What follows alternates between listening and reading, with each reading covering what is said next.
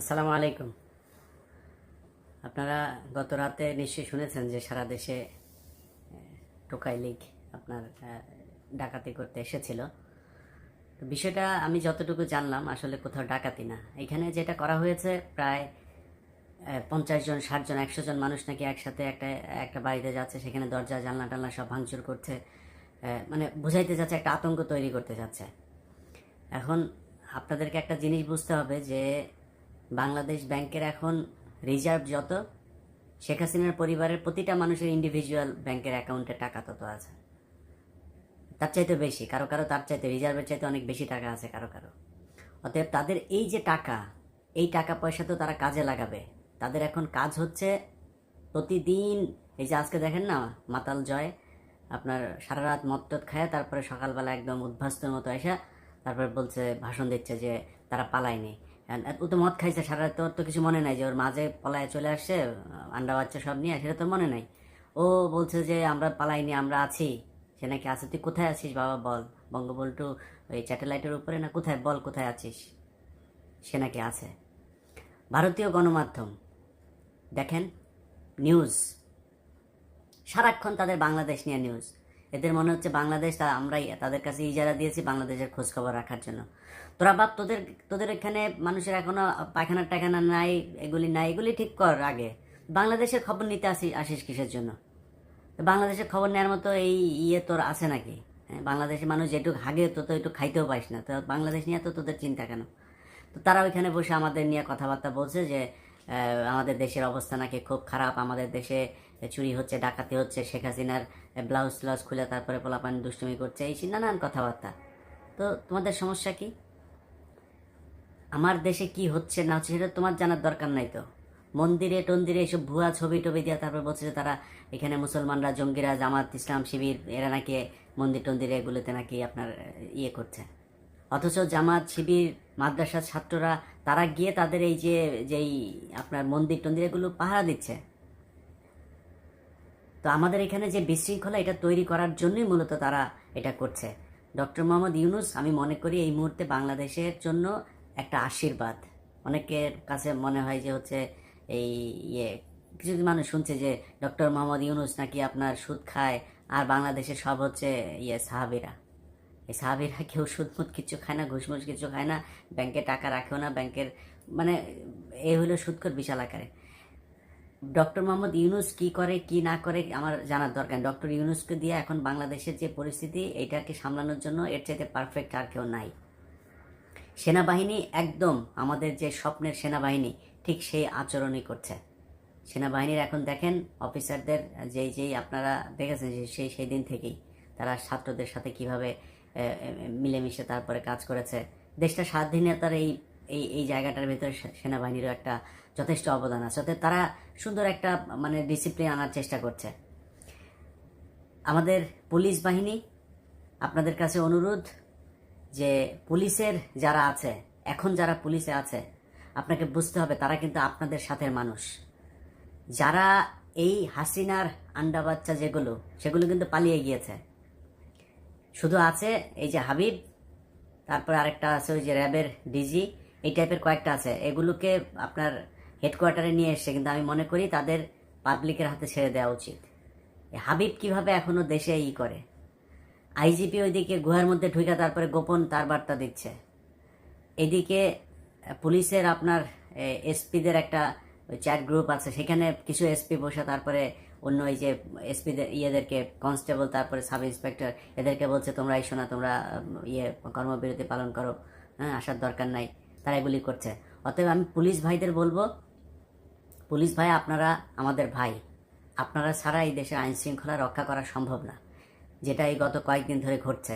কিন্তু একটা জিনিস আপনাদের মাথায় রাখতে হবে যে এই পুলিশের বন্দুকের গুলিতে আমাদের দেশের অনেক নিরীহ প্রাণ ঝরেছে।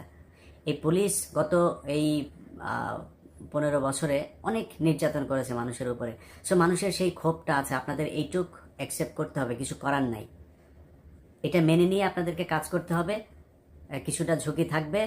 আর সাধারণ মানুষের যারা বিএনপি, ছাত্রদল, যুবদল, বিএনপির মূল দল, ছাত্র শিবির, জামায়াতে ইসলাম, তারা এই 15 বছর অনেক কষ্ট করেছেন। কিন্তু আপনাদের একটা জিনিস বুঝতে হবে, পুলিশের সবাই কিন্তু ঘুষখোরও না, পুলিশের সবাই কিন্তু শেখ হাসিনার কথায় চলেও নাই, তাদেরকে বাধ্য করা হয়েছে গুলি করার জন্য। সো এখন যারা আছে থানায়, যারা আছে তারা কিন্তু মানে এই শেখ হাসিনার মানে বিপক্ষের যে লোকগুলি, যারা এই অন্যায়গুলো পছন্দ করেনি, তারাই কিন্তু মনে করেছে দেশ স্বাধীন হয়েছে, এখন আমরা স্বাধীন, এখন সুন্দরভাবে কাজ করব। আর চোর বাটপার যা আছে সেগুলো কিন্তু পালিয়ে গিয়েছে। সো এদের উপরে আক্রমণ করছেন, এরা কিন্তু শেখ হাসিনার ওই পুলিশ না, এটা মনে রাখেন। তাদেরকে আপনারা বিভিন্ন মিটিং মিছিলেও দেখেছেন যে একজন সামনে থাকতো যে কিনা সবাইকে গালাগালি করতো, গুলি করাই করছিস না, পিছনে লাথি মারতো, এগুলোর এই ভিডিও চিত্র আপনারা দেখেছেন। সো একটু হিসাব করে তারপরে করতে হবে। আমি মনে করি যে যারা পুলিশে এই গত 15 বছরের চাকরি নিয়েছে, সে এই এমপিদের নিয়ে রিকমেন্ডেশন নিয়ে, তাদের ব্যাপারে একটা তদন্ত হইতে পারে যে তাদের পরিবার কি আসলে আওয়ামী লীগ করে কিনা, নাকি এলাকার এমপি টাকা খেয়ে তারপরে ওকে চাকরি দিয়েছে। যদি আওয়ামী লীগ করে তাকে চাকরিতে রাখা আমার মনে হয় ঠিক হবে না, কারণ এটা মানে আল্লাহ প্রদত্ত নিষিদ্ধ দল এখন বাংলাদেশে। 2 দিন আগে জামাত ইসলামকে নিষিদ্ধ করেছিল, আল্লাহ ওইটার জবাব দিয়ে দিয়েছেন যে এত বেশি বাড়াবাড়ি ভালো না। সো আওয়ামী লীগের নামের উপরে এখন প্যাদানি খায় মানুষ। আজকে আপনারা একটা ছাত্রলীগের এক নেত্রীকে দেখেছেন নরসিংদীতে কীভাবে ন্যাংটা করে তারপরে পেটাইছে। সো এগুলো এগুলো তো তাদের যে কৃতকর্ম সেটার ফল। এটা আপনি সব কিছু আপনি চাইলেও করতে পারবেন। আমি ব্যক্তিগতভাবে যদিও এই যে আওয়ামী লীগের লোকজন পাইলে এইভাবে পেটানো কোপানো, এটা আমি পছন্দ করি না, এটা আমি সাপোর্ট করি না। কিন্তু একজনকে যে করবেন, আমাকে একজন বলেছে যে তার এলাকায় ভাঙচুর করছে, তো আমার কাছে বলেছে যে আমি বললে হয়তো শুনবে, মনে করেছে বিএনপি, ছাত্রদল, যুবদলের, আমি যদি একটা ফোন করি আমার কথা শুনবে। আমি ফোন করেছিলাম, তো ফোন করার পরে সে বললো যে ভাই এখানে তার সাথে আওয়ামী লীগের লোকজনের একটু খাতির টাতির আছে, এইসব কথাবার্তা। তো মানে আওয়ামী লীগের লোকের সাথে খাতির থাকার কারণেও তাদের দোকানপাট বাড়িঘর ভাঙচুর করছে। এবার চিন্তা করেন মানে কতটুকু ক্ষোভ মানুষের। তো শেখ হাসিনাকে বুঝতে হবে যে আপা মানে ঘৃণা কাকে বলে, এটা আমরা কিন্তু আমি অন্তত গত 5 বছর ধরে আপনাকে বলছি যে ঘৃণা কি, আপনাকে মানুষ কতটুকু ভালোবাসে, এটা আল্লাহ যেন সেই দিনটা দেখায়। সেই দিনটা এখন 15ই আগস্ট আসতেছে না, 15ই আগস্টে টের পাবেন যে এবার কত মানুষ আপনার 15ই আগস্ট পালন করে। এবার বুঝবেন, এবার খুব সুন্দরভাবে টের পেয়ে যাবেন। অতএব এই দেশের ভেতরে যত গ্যাঞ্জাম, যত শয়তানি বদমাশি, এগুলি শেখ হাসিনা এখন ওই পারে বসে বসে তারপরে করছে। আর ভারতীয় গোয়েন্দা সংস্থা তো একটা তো আছে, তারা তাদেরকে তাল মেলাবে, তারাও চেষ্টা করবে এখানে যাতে একটা অস্থিরতা থাকে। সো আমি মনে করি সেনাবাহিনীর ভেতরেও যে ধরনের রদবদল হয়েছে, হওয়ার পরে এখন একটা সুন্দর জায়গায় এসছে। সেনাবাহিনী ছাড়া আসলে বাংলাদেশের মানুষের আর কেউ নাই। মানে আল্লাহর পরে দুনিয়ায় যদি নাকি মানে কারোর প্রতি কাছে যদি যায়, যদি কেউ মানে শেষ একটা ভরসার জায়গা যেটা বলে, সেই জায়গাটা কিন্তু সেনাবাহিনী। সো সেনাবাহিনীর ভাইরা, আপনারা এই গত 15 বছরের মধ্যে একটা নির্বাচনে যথেষ্ট জনগণের ঘৃণা কুড়িয়েছেন। সেটা আমার বিশ্বাস যে জনগণও আপনাদেরকে ক্ষমা করে দিয়েছে। আপনাদের সেই মানে নতুন একটা চেহারা আমরা দেখছিও, আপনাদের প্রতি আমাদের সম্মান, ভালোবাসা, শ্রদ্ধা সব কিছুই আছে। আমরা চাই আপনারা এই জিনিসগুলো দেখবেন এবং বিশেষ করে রয়ের যেসব লোকজন আছে সেগুলোকে খুব দ্রুত পদক্ষেপ নেবেন। গতকালকে কাশিমপুর কারাগারে যে কটা মানুষের লাশ দেখলাম আমি এই গাজীপুরে হসপিটালে, সেখানে প্রতিটা লাশ দাড়ি, বড় বড় দাড়ি, এবং বোঝাই যাচ্ছে যে সেটা একজন মানে মাওলানা ছিল, তিনি একজন আলেম ছিলেন। তাদেরকে মেরেছে। এখন মাল্য হচ্ছে ওই যে কি কুমার বালা, সে হচ্ছে ওইখানকার সিনিয়র জেল সুপার। আমি জানি না এই লোক এখনো পর্যন্ত জেল সুপার কিভাবে আছে। একজনের কাছে শুনলাম যে প্রথমে এই কাশিমপুর যে কারাগার, এই কারাগারের যে মসজিদের ইমামটা নাকি বদমাইশ।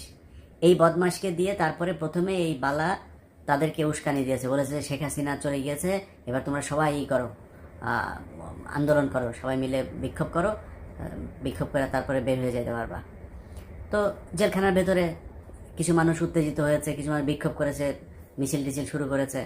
এরপর যায় সে গুলি করা শুরু করেছে। গুলি করে সেখানে যতটুকু এখন পর্যন্ত শুনলাম 36 জন টোটাল মারা গিয়েছে।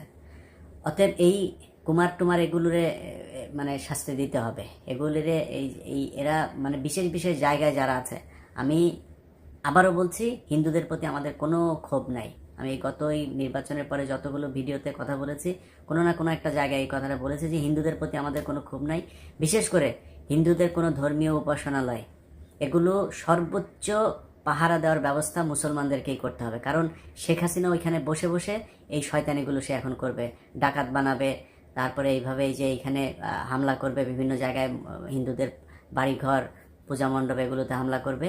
সো এইটা তাদেরকে করতে দেওয়া যাবে না। মুসলমানদেরকে এটার হিন্দু ভাইদের বোনদের তাদের আপনার যেই জীবন মাল, তাদের ধর্মীয় যেই প্রতিষ্ঠানগুলো আছে সেগুলো রক্ষা করতে হবে। কারণ শেখ হাসিনা যেই মানে সমস্যা তৈরি করতে চাচ্ছে, সেই সমস্যার সমাধান কিন্তু এখন আপনাদেরকেই করতে হবে। পুলিশ কর্মবিরতিতে আছে, আমি পুলিশের ভাইদেরকেও বলবো যে আপনারা কর্মবিরতি থেকে চলে আসেন এবং জিনিসটা বুঝান। আপনারা যে 11 দফা থেকে শুরু করে বিভিন্ন করছেন, এটা মানুষকে বুঝাইতে হবে, মিডিয়াকে কাজে লাগিয়ে আপনাদের এই বার্তাটা মানুষের মধ্যে পৌঁছাইতে হবে যে আপনাদের অফিসারদের কারণে এই অফিসাররা এইভাবে আমাদেরকে বাধ্য করেছে, এইভাবে আপনাদের বুকে গুলি চালাতে। অতএব আপনারা ক্ষমা চেয়ে আমার মনে হয় বাংলাদেশে মানুষ আপনাদের পাশে থাকবে এরকম কিছু একটা করলে।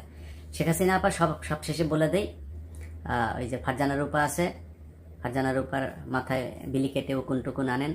ফারজানা রূপারও বলেন আপনার উপরে নিচে চুল যেখানে যেখানে আছে ওইখানে বিলি টিলি কেটে উকুন টুকুন আনতে। হ্যাঁ, এছাড়া আপাতত 2-4-20 বছরের মধ্যে বাংলাদেশের দিকে তাকানোর দরকার নেই। হ্যাঁ, রাজনীতি করবা, তোমার ছেলে আজকে বললো তুমি রাজনীতি করবা, আসো বাংলাদেশে রাজনীতি করতে। হ্যাঁ, রাজনীতি বাংলাদেশের মানুষ তোমারে করতে দিবে। এখানে বসে শয়তানি, তোরে তো শয়তান তোর কাছে বুদ্ধি নিয়ে যায় অন্যান্য জায়গায় শয়তানি কেমনে করা লাগবে এটা করার জন্য। শয়তানের ওই বলে না, শয়তান করে ওয়াসওয়াসা দেয়, তারপরে ওই যে বুদ্ধি দেয়। তোর বুদ্ধি শয়তানের কাছ থেকে লাগে না, তোর বুদ্ধি এখন শয়তানের চাইতেও বেশি। শয়তান তোর কাছে এসে বুদ্ধি নিয়ে যায়, আমার যা ধারণা। সো ওইখানে বসে তুই শয়তানি করবি, তোরে ঠেকানো যাবে না, কিন্তু করে আসলে লাভ নাই।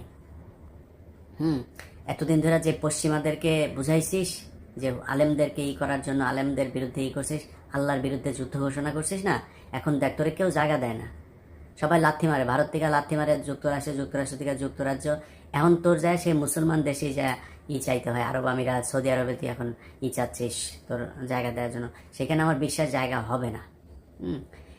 মানে তোর তো শেষ হয় নাই, এটা বুঝতে হবে সবাইকেই, যে ও যে পাপ করেছে সেই পাপের শাস্তি খালি ওরে গাটি সব টাকা পয়সা নিয়ে আরেক দেশে যায় বসে বসে খাবে, এটা না। ওর পাপের শাস্তি আমার বিশ্বাস আরও বাকি আছে। শেখ হাসিনা তবা করো এখনো, আল্লাহ তোমার তবা কবুল হবে না, করে লাভ নাই, কেন তোমার ওই স্টেজ পার হয়ে গেছে, তোমার আর করে লাভ নেই। তুমি শয়তানি করো, আমার মনে হয় তোমার তবা টবা করার দরকার নেই, শয়তানি করতে থাকো। আর দেশে যেগুলি আছে এগুলির ভেতরে যেগুলি কিনা বিপদে পড়ে তারপরে আওয়ামী লীগে যোগ দিছিল, এগুলোকে কিন্তু আপনার এই মানে আমাদের মুসলমান সমাজে জায়গা দেওয়া যাবে না। ওরা তবা পড়ে কালেমা পড়ে আবার মুসলমান হইয়া যখন কিনা আমাদের এই ধর্মে আসবে, তারপরে এদেরকে রাখা যাবে। এর এক পর্যন্ত এদেরকে আমাদের সমাজে রাখা যাবে না, ওদেরকে অন্যদিকে রাখতে হবে, আলাদা ধর্ম হিসাবে এদের কাউন্ট করতে হবে।